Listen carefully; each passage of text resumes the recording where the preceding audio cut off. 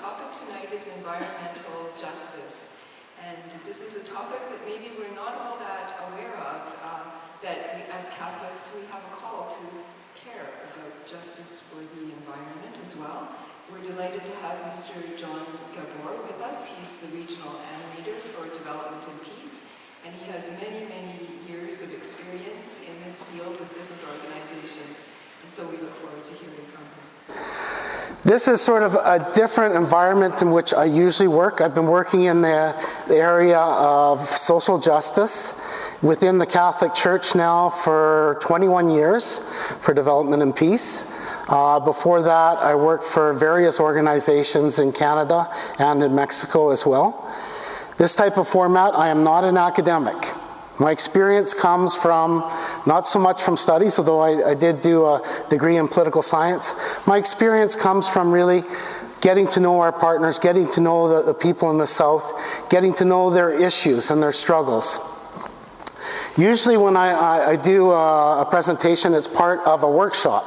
And so I'm an adult educator. I do popular education, which tends to be a lot more in terms of interactivity through the process. So if I see you nodding off, I'm going to be asking you questions. Most adult educators, we have a limit. We say 20 minutes talking before people nod off to sleep. So how many of you know anything about environmental justice? So some people, not a lot, yeah. Okay, good. It's really hard also coming to a group like this because I don't know your level of understanding or experience. So some of it may be review for some of you that are here. Some of it may be brand new. So I'm going to try and keep the pace moving along, but also at a very introductory level. It is a very big topic, as you'll see. Environmental justice for Catholics. I don't know if I can get this to work for me. It's a big topic. And it implies many, many things. Just one quote from Pope John Paul II to start off in his homily in San Antonio, Texas in 1987, some time ago. He stated, "The human person, created in the image and likeness of God, is capable of raising a hymn of praise and thanksgiving to the Creator. The earth, with all its creatures, and the entire universe call on man to be their voice." So what is environmental justice? Let's take a look at the scientific perspective, or a secular perspective. Environmental justice is based on the knowledge that the earth and its resources are limited. They're finite. We can't keep on taking and taking and taking. There is a limit. The ecosystems are complex and they are fragile. And we don't have to look far to see that. We hear it on the news over and over and over, what one thing has done, how it impacts different aspects of the environment. The natural world, of which we are a part of, exists as an interconnected and interdependent system. And in this web of existence, human ingenuity and activity must be founded on prudence and care. So there's pretty much the scientific explanation of what is environmental justice. Let's take a look at it from a historical perspective. Environmental justice is based on the fact that the Earth's dominant economic, social, and political systems have favored and continue to primarily benefit people in the global North. This has led to a depletion of the Earth's ecological diversity, ecosystems destruction, pollution of the soil, sea and sky, species extinction, and climate change. The effects of this have been most deeply felt by the people in the global South, who are, of course, the least responsible for them. So what's the Catholic perspective? And to do this, we really need to go back to the Catholic social teachings. How many of you have heard about Catholic social teachings? Okay. How many of you can name an encyclical related to Catholic social teachings? There we go, yeah. How many of you remember anything a pope has said about Catholic social teachings? A little fewer. Now, you must not be watching the news because Pope Francis has been saying a whole lot about it almost every single day. But basically, the Catholic social teachings guide our response to the social issues which we face as a Catholic faith community. So what are they? They're the application of teachings of Scripture and the magisterium, the teachings that went before it, to the situations affecting humanity. They are constantly being developed, as the world is neither static nor the teachings. Of course, the teachings on Rerum Novarum were applied to what situation? Industrial Revolution. The Industrial Revolution, exactly. So the teachings, say, on the development of people were being applied to post-World War II and the new independence and the growth of new countries that had gained independence from their colonizers. So the church is taking the scriptures and the magisterium and applying it to the situations that humanity is now faced with at different times throughout history. And it continues to do so. Depending on the source, there are about 6 to 10 basic principles derived from Catholic social teaching. And this is something I'm going to leave you with. I made photocopies of the 10 principles that I use. I worked with the Archdiocese of St. Paul's in Minneapolis many years ago to develop a workshop on Catholic social teachings. And we worked together. Actually, there was a person in New Zealand as well from Caritas, New Zealand. So 3 of us, via email, put this together. But I'm going to give you 10. So the first one, and the most important one, from which all Catholic social teachings are derived, are the dignity of the human person. I want you to really pay attention to this, because we are going to be using this to apply to environmental issues. So the dignity of the human person. It's the belief in the inherent dignity of the human person is the foundation of all Catholic social teachings. We believe human life is sacred, and the dignity of the human person is a starting point for a moral vision for society. This principle is grounded in the idea that the person is made in the image of God, and the person is the clearest reflection of God among us. Common good and community. We believe that the human person is both sacred and social. We realize our dignity and rights in relationship with each other's in community. You ever hear of a Mass just by one person? No, we go to Mass. The Mass is community. That's how we realize ourselves as individuals, but also as a faith community. Human dignity can only be realized and protected in the context of relationships with the wider society. And how we organize our society in economics, politics, and law and policy directly affects the human dignity and the capacities of individuals to grow in community.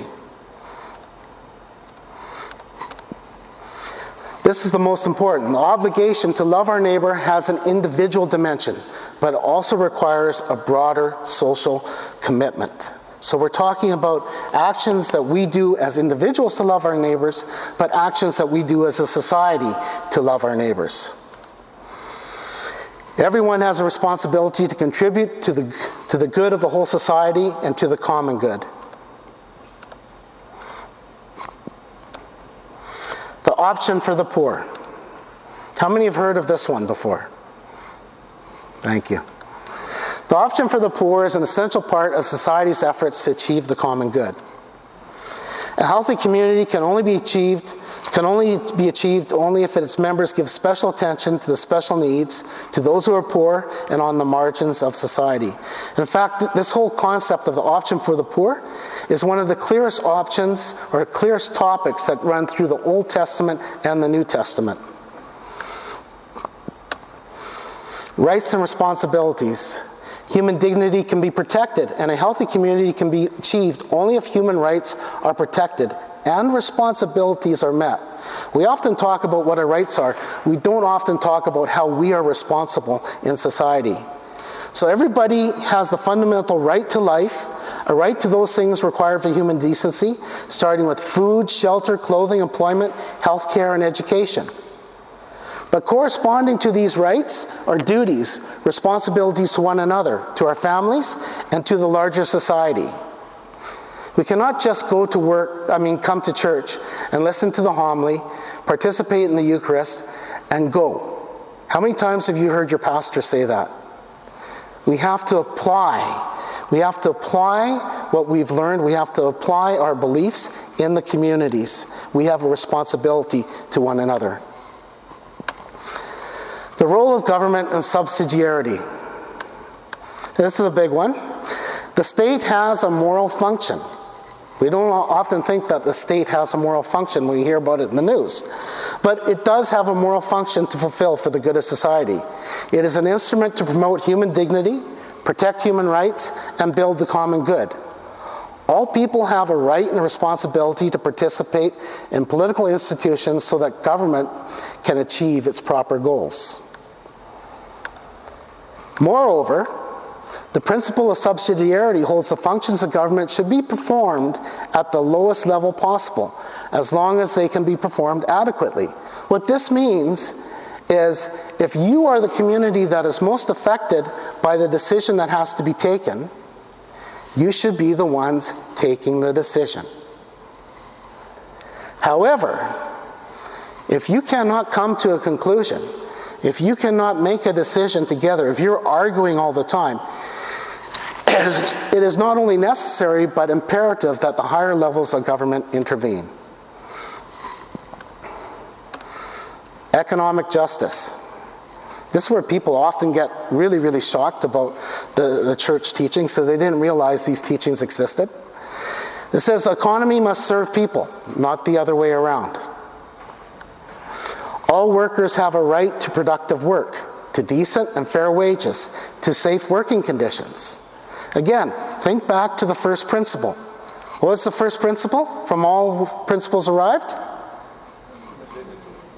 Yes, right. The dignity of the human person. So it's being applied here. They also have a fundamental right to organize and join unions. In fact, the Catholic Church historically has been one of the biggest promoters of unions and collective organizations like cooperatives, not only in Canada and the United States, but Europe and throughout the world. People have a right to economic initiative and private property, but these rights have limits. In fact, John Paul said, and I'm trying to remember the name of the encyclical off the top of my head, but he said that all private property has a social mortgage. So property rights are not absolute. Private property is only so good as it performs to the other principles, that it provides for the common good, that it respects human dignity, etc.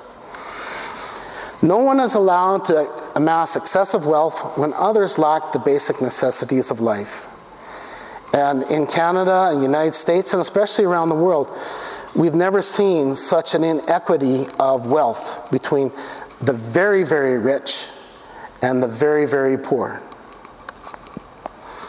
Catholic teachings oppose collectivist and statist economic approaches. Basically, this means we oppose communist economics. But the Catholic social teaching also rejects the notion that a free market automatically produces justice. Competition and free markets are useful elements of economic systems. However, markets must be kept within limits, and because there are many needs and goods cannot be satisfied by the market system. It is a task of the state and all society to intervene and ensure these needs are met. Pope Francis, the last month or so, has talked a lot on this issue. And of course, this is the one that we think we're all here for, the stewardship of God's creation. The goods of the earth are gifts from God. They are intended by God for the benefit of everyone. There is a social mortgage that guides our use of the world's goods. We are responsible to care for these goods as stewards and trustees, and not as mere consumers and users. How we treat the environment is a measure of our stewardship. It's also a sign of our respect for the Creator, for God. Promotion of peace and disarmament. Catholic teachings promotes peace as a positive, action-oriented concept. In the words of Pope John Paul II, peace is not just the absence of war. It involves mutual respect and confidence between peoples and nations. It involves collaboration and binding agreements. There is a very close relationship in Catholic teaching between peace and justice. Peace is the fruit of justice and is dependent upon the right order among human beings. In fact, the organization I got its name, that I work for, got its name from this very principle, and it was in, what encyclical did it come from? On the development of people, where they said the new name for peace is development. So we got the name when the bishops created the organization in 1967. They thought, we'll have development and peace. But as we learn and we look into this, not only do you need development to have peace, you need peace to have development. Very independent, interdependent. Participation. All people have a right to participate in the economic, political, and cultural life of society. It is a fundamental demand of justice and requirement for the human dignity that all people be assured a minimum level of participation in the community. It is wrong for a person or a group to be excluded unfairly or to be unable to participate in society. And the last is global solidarity and development. We are one human family. Our responsibilities to each other cross national, racial, economic, and ideological differences. We are called globally for justice, to work globally for justice. Authentic development must be full human development. It must respect and promote personal, social, economic, and political rights, and include the rights of nations and of peoples. It also must respect the person's spiritual development. It must avoid the extremists of underdevelopment on one hand and superdevelopment, which we have on the other hand. Accumulated material goods and technical resources will be unsatisfactory and debasing if there is no respect for moral, cultural, and spiritual dimensions of the person. So what strikes you about these 10 principles? And I'm going to hand these out. There was a reason why I wanted you to all come a bit closer. Sure, if you don't mind, that would be great.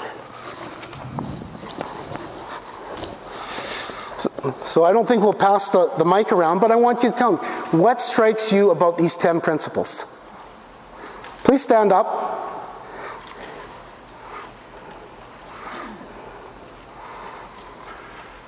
No, maybe pass the mic? Okay. Anybody have any feedback about these 10 principles? What strikes me about them is how little we hear about them. Yeah?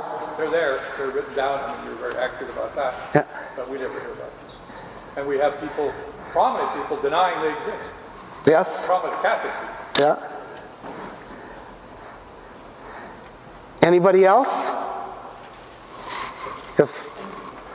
Yeah, we have the basic principles also stated through the United Nations from 1948, the basic human rights.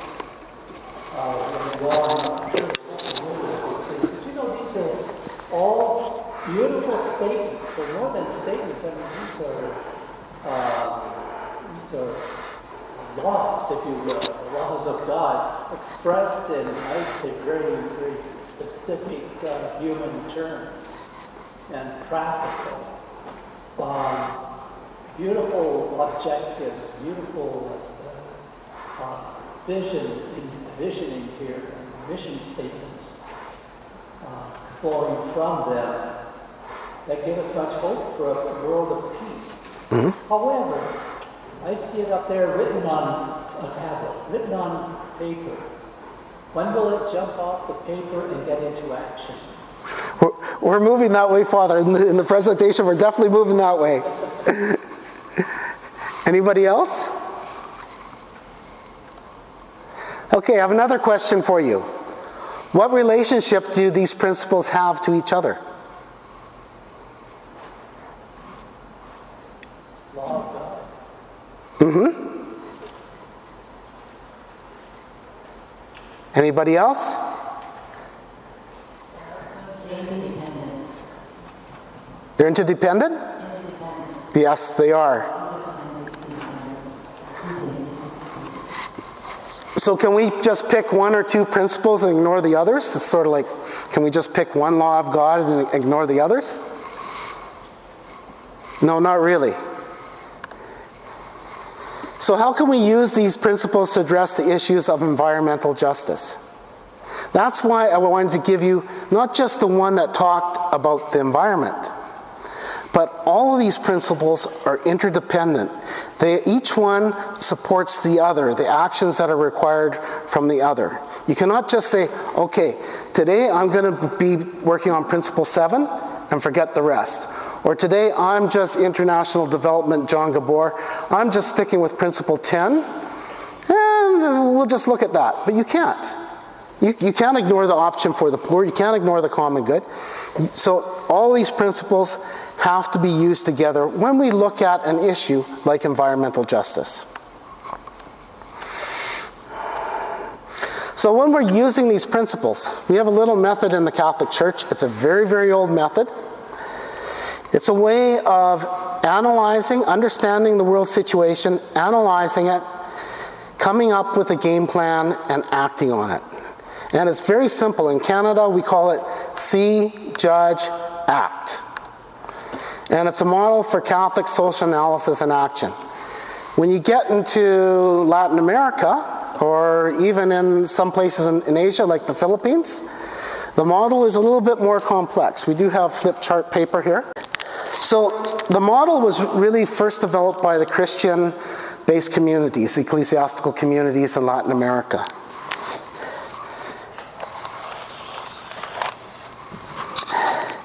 And so, like I said, the model has three components that we talk about: see, judge, act. So the first component is see. What is the issue? What are we doing? What's happening to us? What are the concrete facts? The next step, once you sort of understand the concrete facts, like we started with the scientific explanation to understand, okay, what's the scientific explanation, what's the history of the issue, etc. The next part is judge. Now, judge sounds simple to us, but to really do it as a Catholic community, how do we judge something? Do you know how we judge? How do we make decisions as a faith community? Let me put up their hand.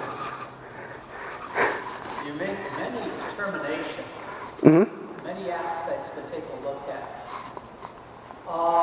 Is it right or wrong? Morally right, morally wrong? Legal. Exactly. Legal. So when we're... Doable. Exactly. What is the cost? Yeah.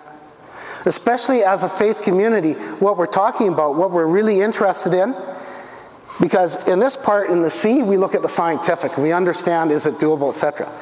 But something may be doable, but morally may be the totally wrong thing to do, right? We could argue back and forth about the dropping of the bomb on Hiroshima. It was doable. Was it morally acceptable to do? That's two different things. So, as a faith community, when we judge, we go back. We go back to the Catholic social teachings. What did the popes and bishops say before us on issues related to this? What does Scripture say to this? And for you, those principles, those 10 principles, is like a handy reference guide.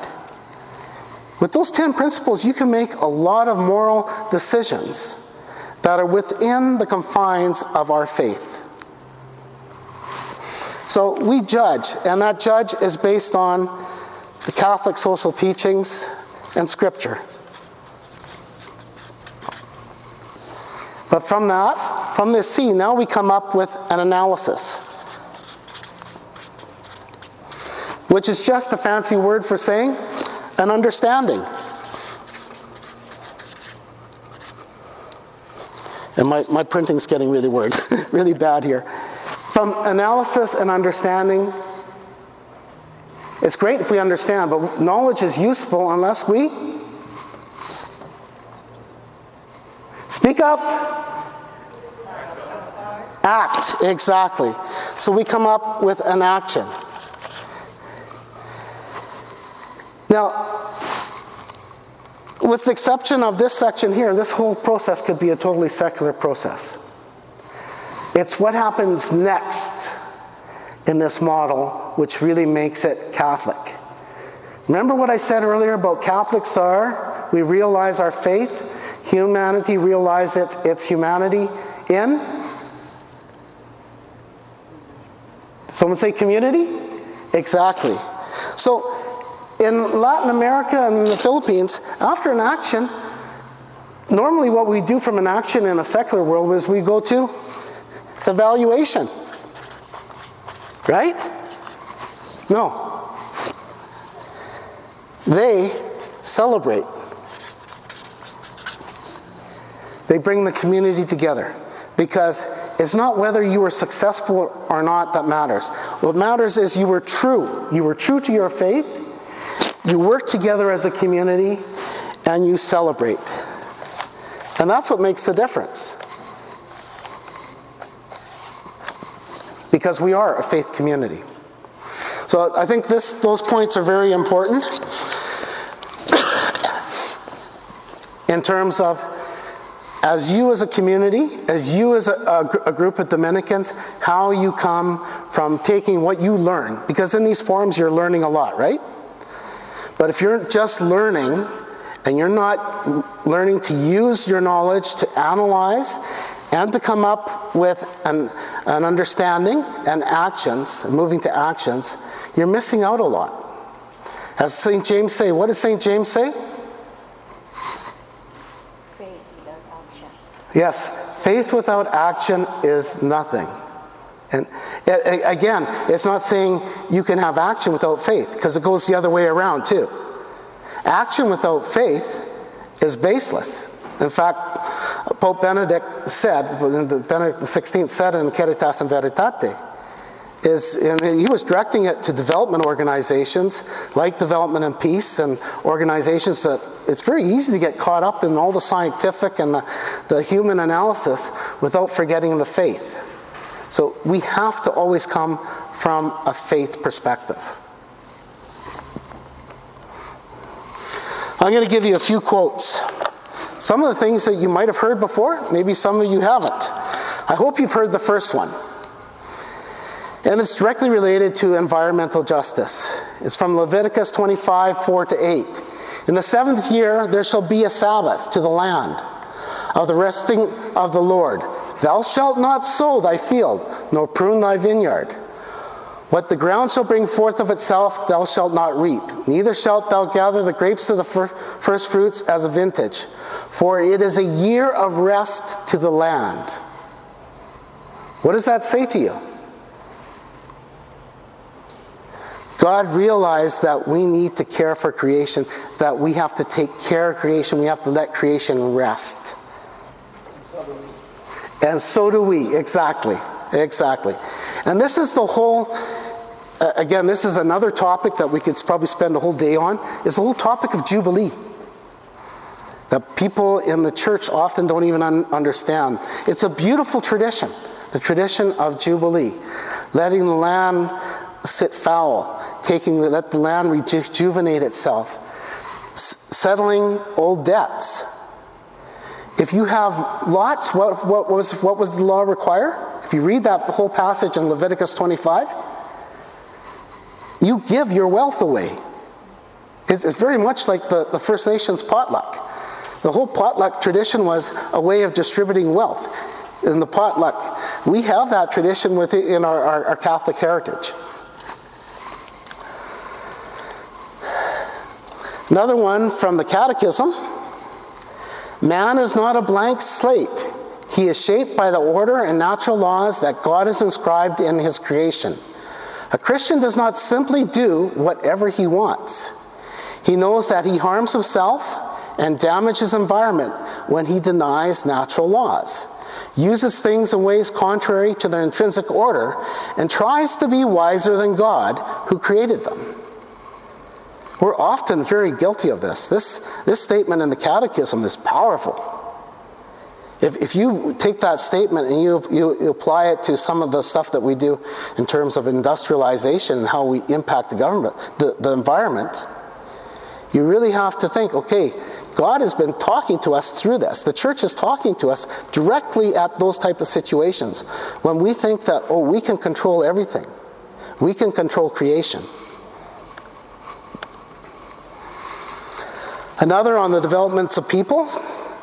The Bible, from the first page on, teaches us that the whole of creation is for humanity, that it is men and women's responsibility to develop it by intelligent effort and by the means of their labor to perfect it, so to speak, for their use.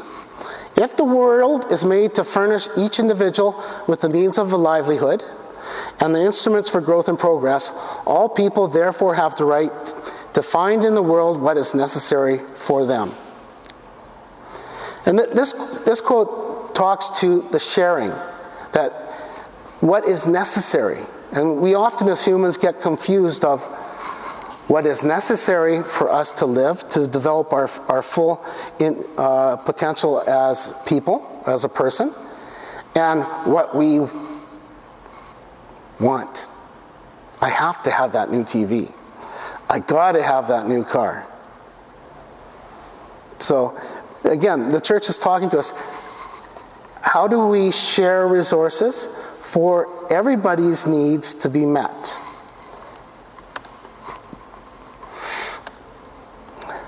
And on human works, from the Donders translation, the most profound motive for our work is this: knowing that we share in creation. Learning the meaning of creation in our daily lives will help us live holier lives. It will fill the world with the Spirit of Christ, the spirit of justice, charity, and peace.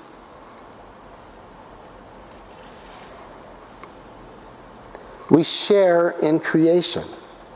We don't own creation, we share in it.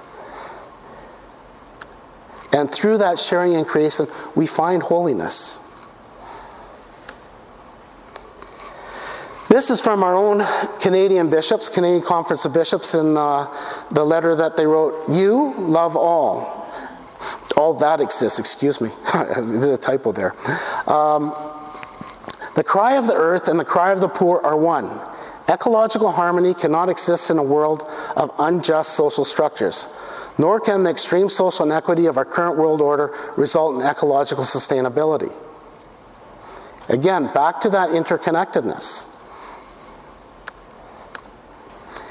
As Catholic pastors and teachers, we have a special concern for how climate change impacts the poor. This again is from the CCCB.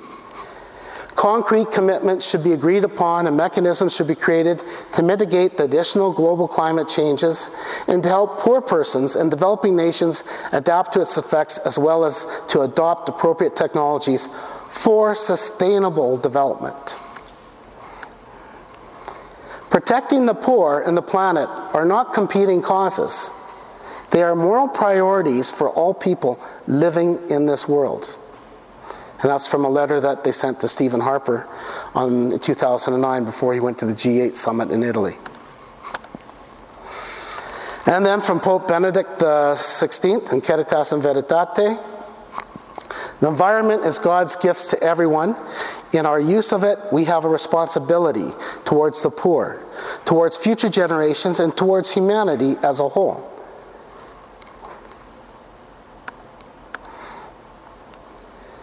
From Pope Francis, and again, this one was really hard. I just picked the last two quotes that happened last week because he has so many good things to say. It's very hard. But these two were pretty prominent from his general audience last Wednesday. Creation is not a property which we can rule over at will, or even less is the property of only a few. Creation is a gift. It is a wonderful gift that God has given us so that we can care for it and we can use it for the benefit of all. Always with great respect and gratitude. But when we exploit creation, we destroy the sign of God's love for us. In destroying creation, we are saying to God, I don't like it. This is not good. So what do you like? I like myself. Here, this is sin. Do you see? So what is the environment? Any ideas? What is the environment? The ambience in which we dwell. That's right. It's God's creation. We dwell here. God created it for us to be in. It's God's creation. What is justice? Now this often, if you haven't had any training in Catholic social teachings, or in the whole concept of justice, especially the Judeo-Christian concept of justice, the justice that we talk about in the news is not this concept. That's a hint. The justice that we have in the news is what? Righteousness. Yeah, this is the justice I'm talking about, is righteousness. Justice is about right relationships. When we talk about righteousness, righteousness means right relationship with God and all of creation. We're not talking about the Greek concept of justice.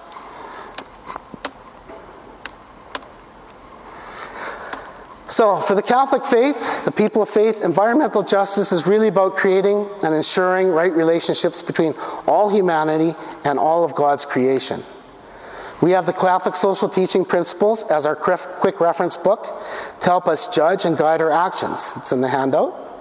But we also have a great resource of Scripture. And Catholics are really bad for that, eh?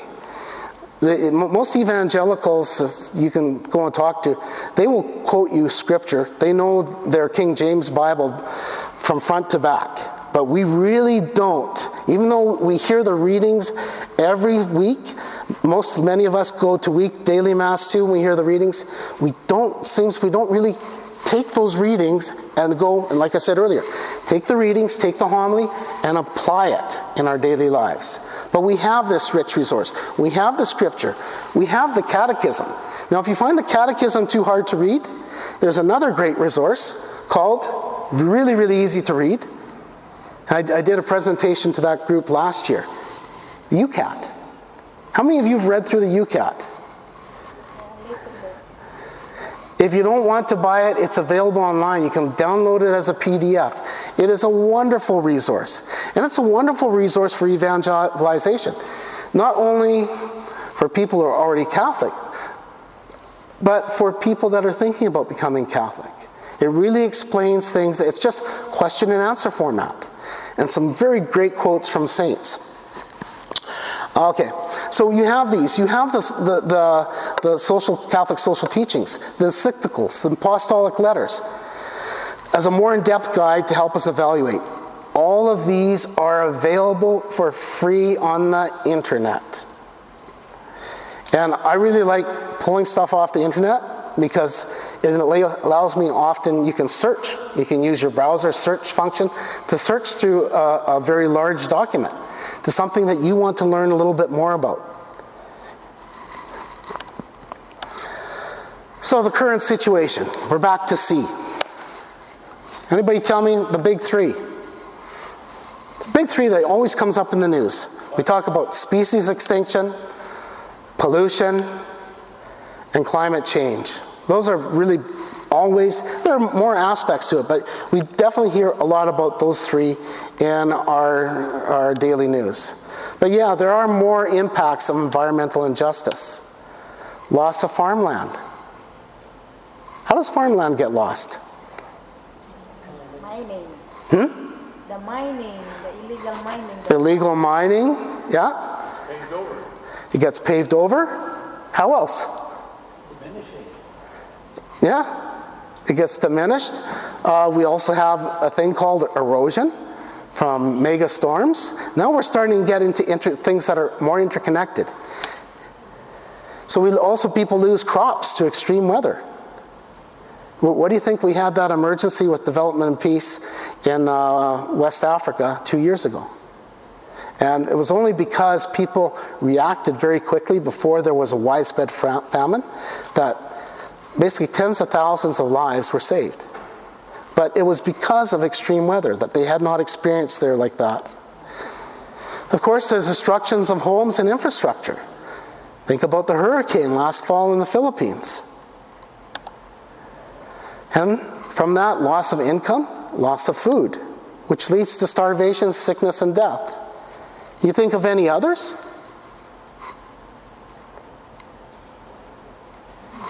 There's tons of others. Just think of I'm drinking some, what am I drinking? It is water, yeah. It is water. But what's unique about this water? This water is unique. When we take a look at water throughout the world, this is very unique. This is water that came out of a tap, for one thing, which a lot of the world doesn't have. But it's water that I can drink from out of a tap and not worry. It's clean. It tastes good. But there are many places, because of environmental destruction, people can't even drink water. Or they have to spend a lot to be able to drink, or work a lot to be able to get that water to drink. So there are definitely more environmental impacts. And again, I was struggling with this, but I realized we do need to focus. So I'm going to focus on the whole issues of climate change and hunger. And for one of the reasons, well, you'll see Development Peace is dealing with this issue specifically, and started in Lent, and we're going into it into the fall. So the effects of climate change are already a daily reality for many people, especially the poorest and the most vulnerable, and for small-scale farmers around the world. When we talk to our partners in the south, whether it be the Philippines, Cambodia, Ecuador, Congo, or wherever, climate change always comes up. It's like, and these are people that know the patterns, they know the land, they know that drought comes every once in a while, but they've never seen the extremes. Not the extremes that they see now, where they go from 2 years of dry to 24 hours of sheer waterfall coming down and washing everything away. So it's these big extremes from very dry to very wet, to the windstorms, etc. There's an estimated 200 million people that could be displaced as a result of climate change impacts by 2050. So part of that is drought, part of that is rising sea levels. And I was just reading a report, I forget what city is in the United States, they're already impacted by climate change, that now they've noticed that the water levels have come up on the coast. And they have, it's like a situation like Venice, where they've got maybe a foot between the high tide mark and their seawalls. So people are being moved already. In 2008, more than 20 million people were displaced by climate-related disasters. We're talking refugees from drought. In 2010, there were 2.4 billion people living in water-stressed environments. That means there is not enough water for everyone all the time. By 2050, the number is expected to increase to 4 billion.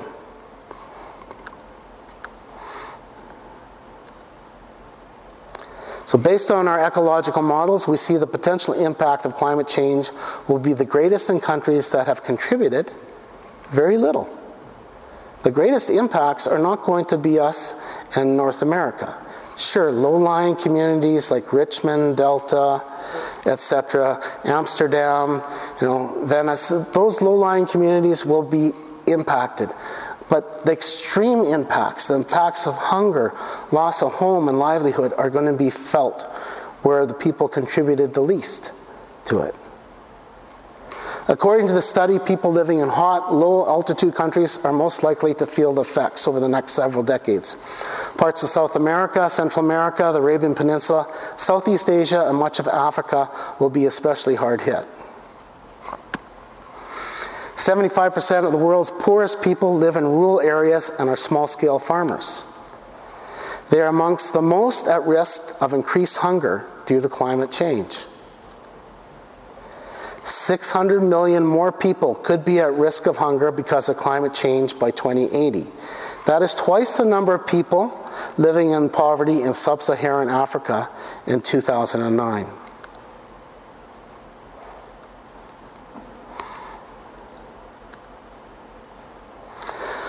So we're looking at probable declines in crop yields by 2080 as a result of climate change. This is where it gets scary. Worldwide, 15.9%. You'll understand why it's scary, because we're trying to change this the other way, to eliminate hunger. Latin America is going to go down by 24.3%. Asia by 19.3%, and Africa by 27.5%. This is just because of climate change. This is not because of urbanization.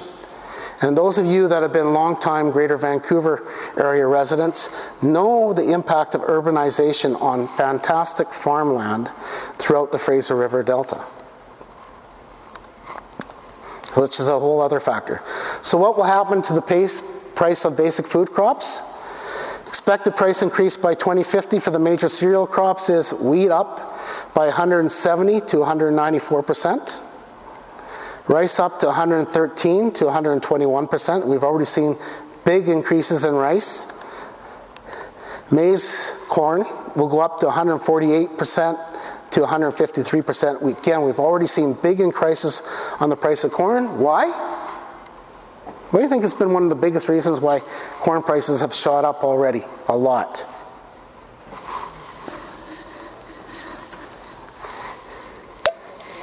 I'll give you a hint. Most of you put it in your car. Yeah, that's right. With the oil. Yeah, the gas, the ethanol. Most gasoline now contains about 10% ethanol, which is derived from corn. So on one hand, yeah, it burns cleaner, so good for the environment. On the other hand, it's using land to fuel cars rather than feed people.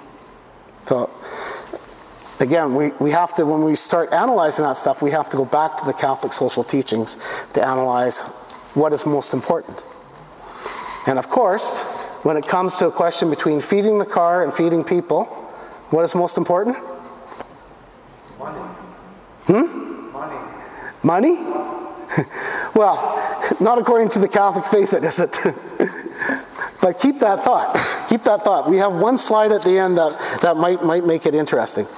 But the most important thing to the Catholic faith is the dignity of the human person, human life.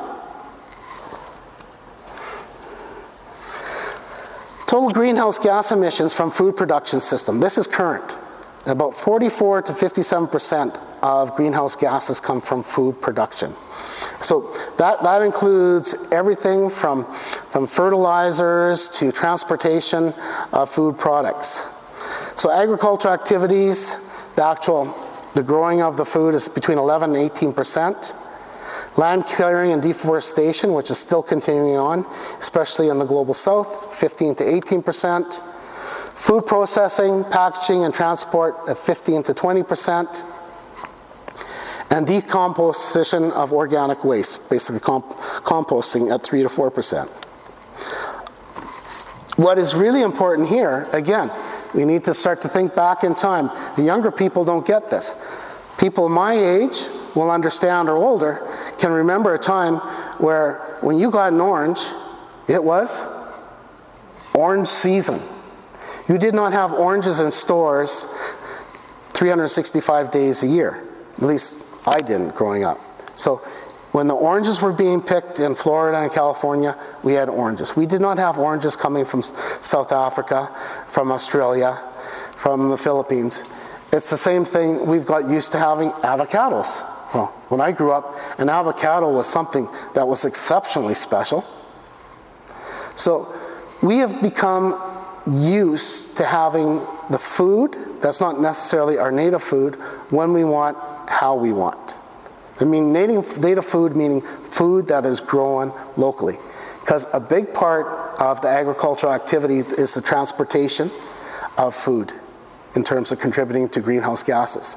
Gotta love those Chilean grapes, but just think about how much it takes to get them here. And of course, we don't do things as we did in the past. People go to the store and they expect it fresh or they get it canned. When I grew up, my mom canned. Everything was canned. That she canned herself in glass jars, etc. We had, what did we have? We had two lots. So one lot was a garden. And I hated it, but now I look back on it and I go to myself, that was sustainable. They didn't do it because of sustainability. They did it because that's what they could afford, and that's what everybody had to do to survive. Okay, so natural soil processes that help to keep carbon in the soil are being destroyed and replaced by chemical processes that are based on chemical, oil-based fertilizers and pesticides. These cause the release of large quantities of nitrous oxide, the third most significant greenhouse gas responsible for climate change.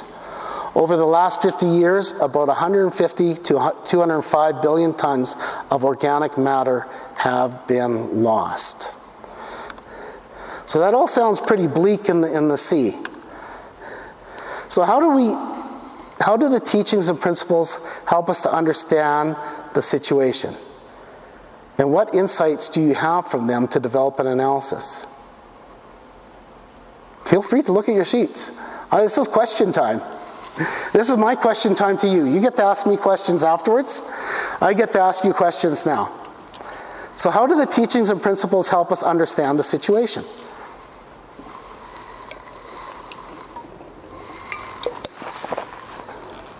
You got to give me at least time to have a drink of water.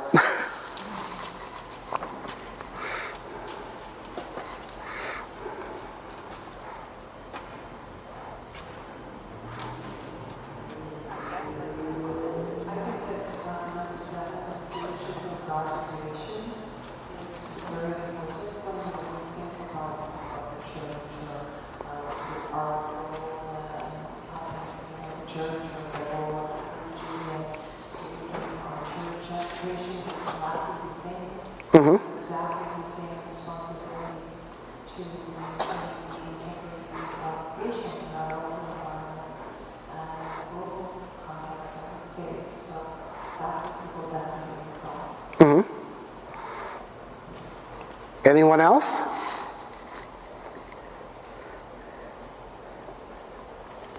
Well, it gives us some guidelines. It gives us some guidelines about the context in which you can analyze the problems and come up with solutions so that we can act. Well, the role of government and the role of local communities both would have importance for this. Yeah. Don't be shy. I'm not going to say that you're wrong. Everybody has a piece of the answer here. I know it. This climate change really scares me.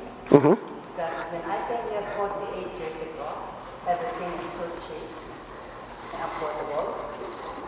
But God said, what will happen to the next generation if this thing will not be solved?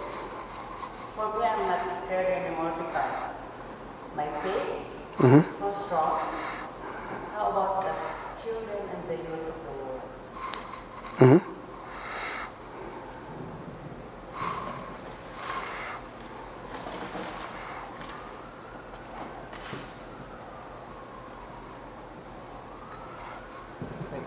I think the second one is very important. It's about the common good, and everyone has a responsibility to contribute to that common good. So everybody is responsible for climate change, and everyone is responsible for implementing the solution to it as well. Everyone is individuals.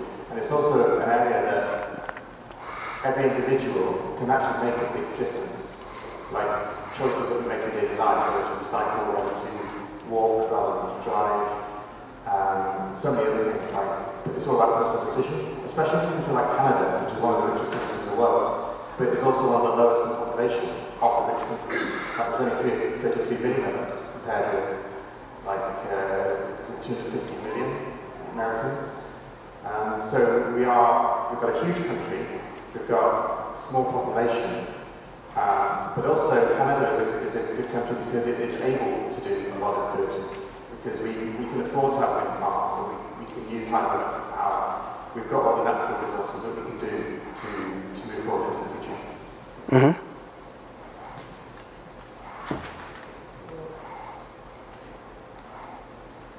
Yes, that's something to like a lot of it was talking. Like one thing I was showing you mentioned at the beginning is one thing that struck me is that these 10 girls, they pretty much laid it out and they perfect sense about how the way things should be. You don't certainly have to be Catholic to know it. You just have to look out your own back door to know that, yes, this is the right way.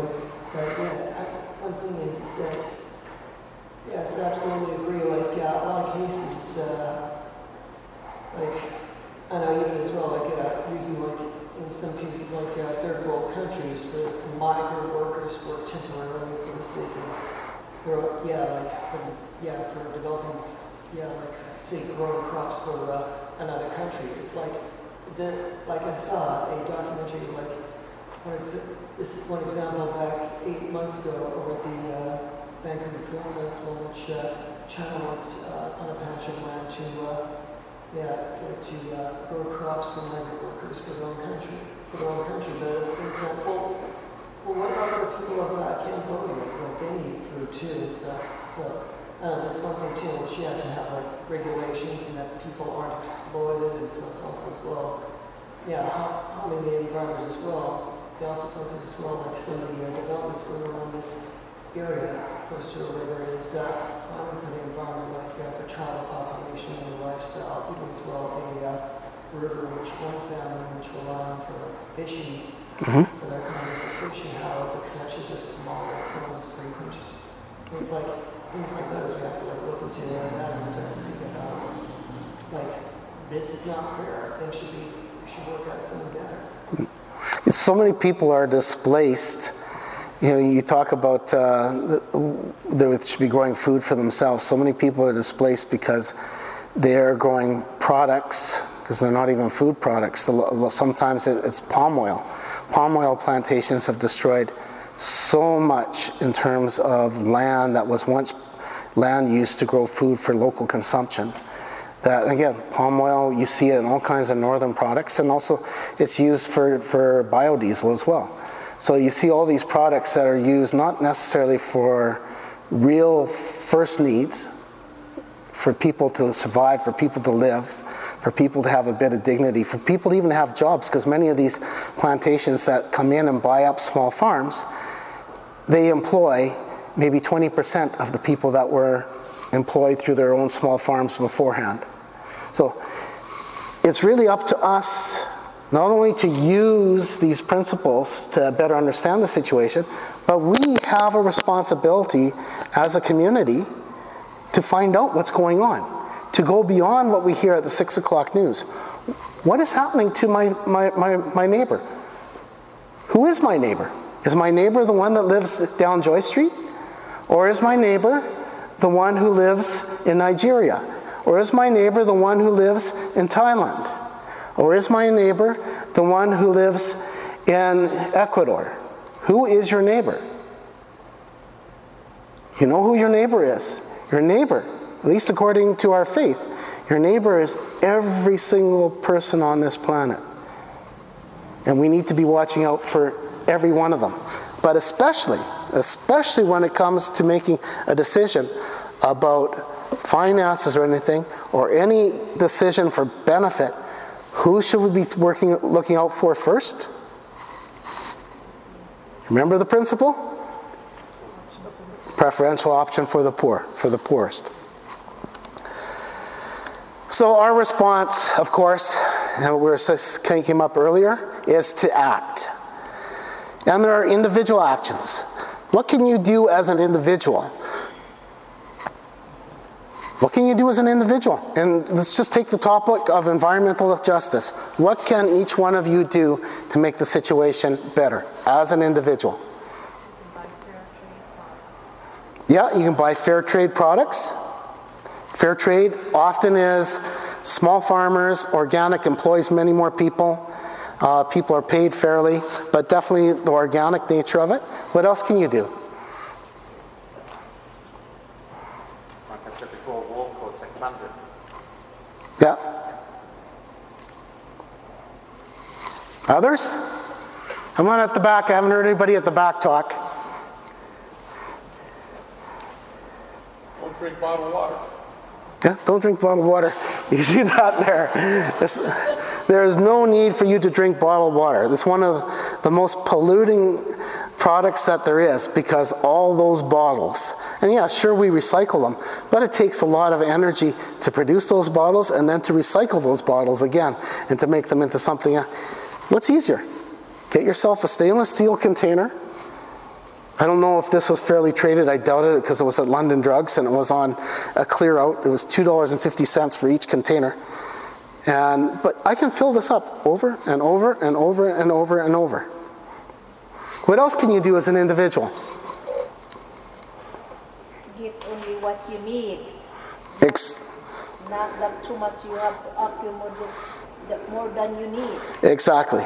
Do we have to have that new television, have 52-inch television that covers half the wall? I don't know. I don't think it's a need.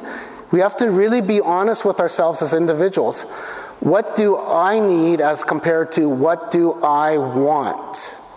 And it's, hey, I'm guilty. I'm not saying that I'm a saint. I do all the same things. I look at my neighbor's 42-inch television. I go, oh, it'd be nice to watch the TV on something like that. Big flat screen. I don't even have a flat screen television. All the televisions in my house are the old. They're actually probably not very environmentally sound because they weigh about 150 pounds each. But I got them for free because everybody was throwing out their big televisions and getting a flat screen. So what do you actually need? Do you need that or do you want that? So I think that's probably the key thing when you're talking about individual actions.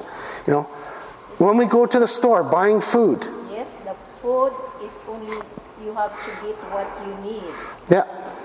And in fact, Canadians, when it comes to food, and Americans, but Canadians I think are probably the tops in the world, are some of the most wasteful. And there's waste that you do not even see. If you have someone that you know that works in a supermarket and does cleanup at night, they will tell you about the waste. Yes. They will talk to you about, I have a friend that she did cleanup at, well, I won't say the name, it was a big chain store.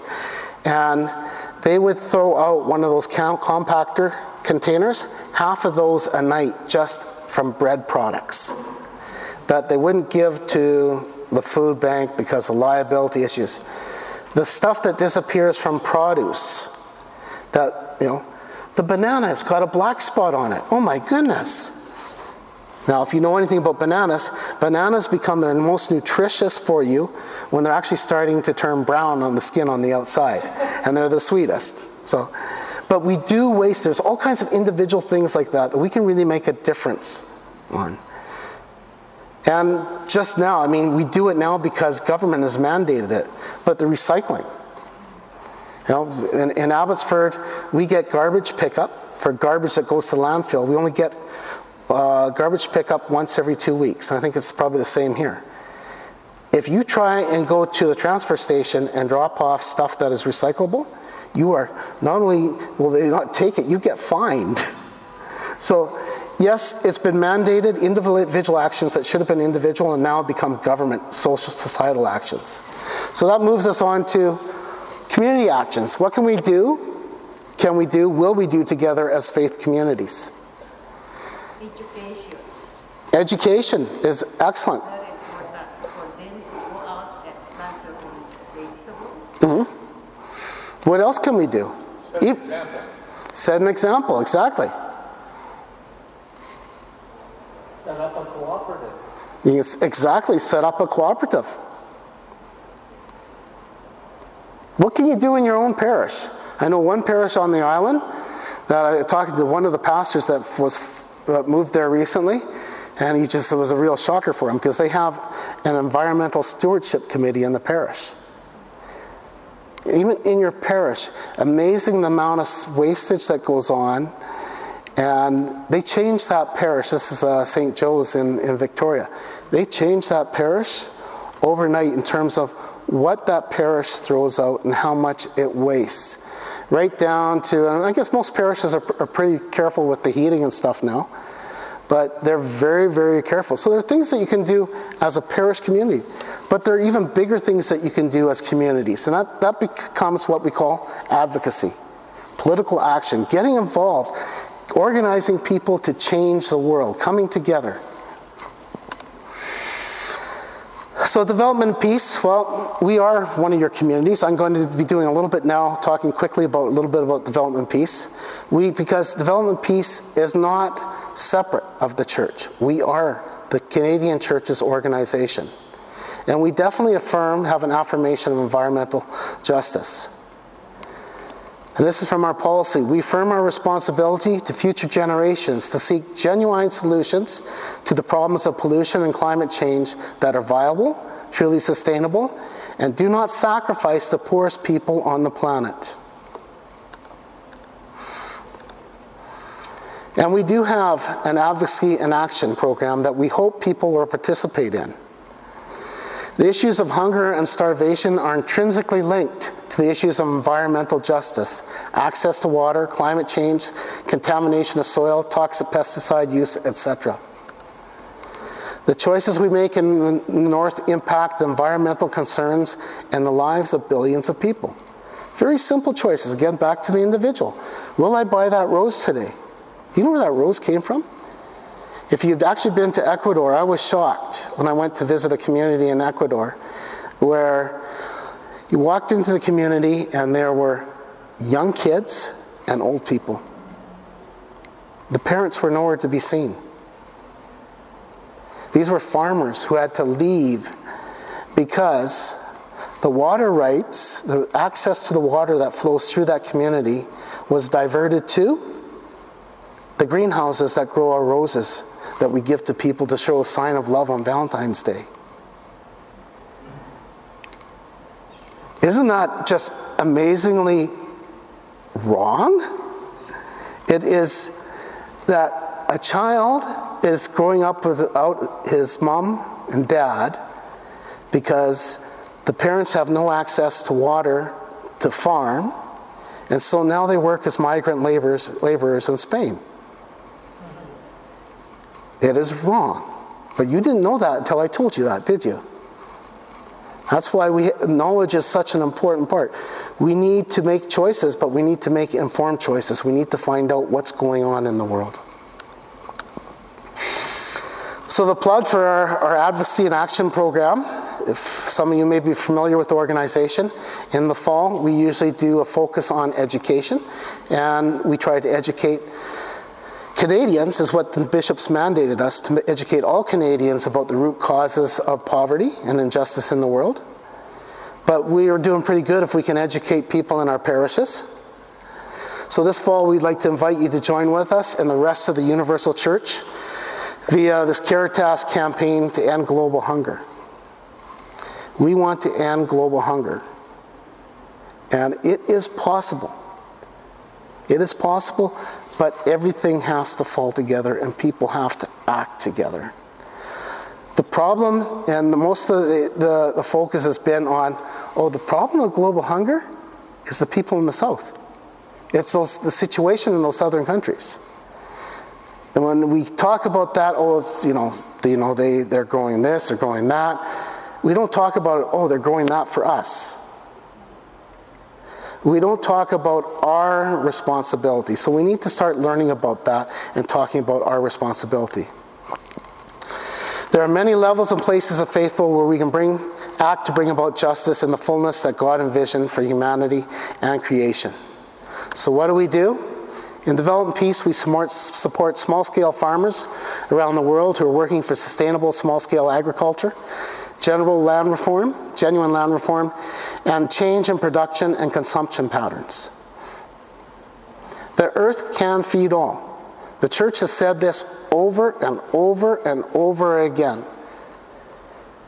If people are saying, the earth can't feed all, then you're falling for that lie which is saying we need population control. We don't need population control. We need equity of distribution, and we need to care for the earth. Just like in that tradition of Jubilee, to allow the land to heal, to take care of it so it can produce for us.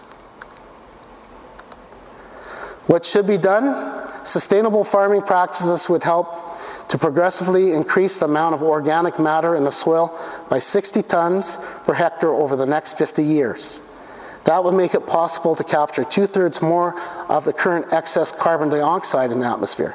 So not only could we have better yields, more productive land, but we could also be reducing global warming at the same time.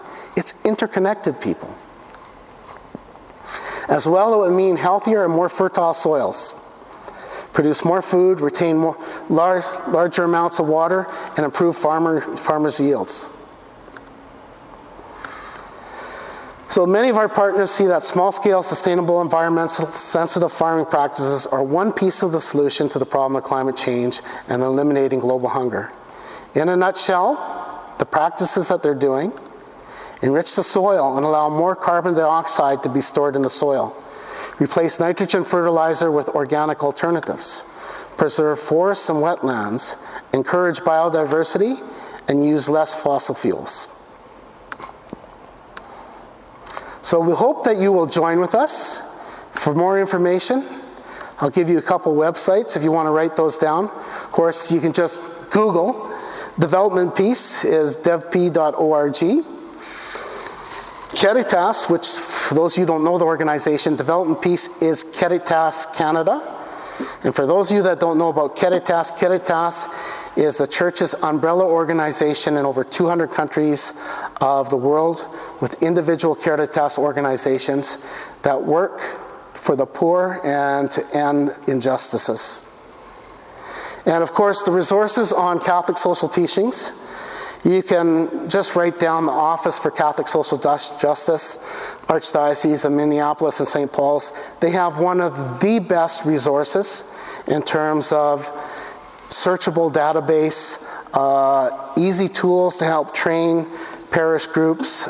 So I always go back to them because they have it done very, very well. Of course, there are many other websites. There are the CCCB, the letters from the Canadian bishops, the Vatican archives are wonderful again. So there are many places where you can learn more. I think I've ran through almost an hour and a half. I want to leave you with one last thought before we do the questions. What is truly important to you?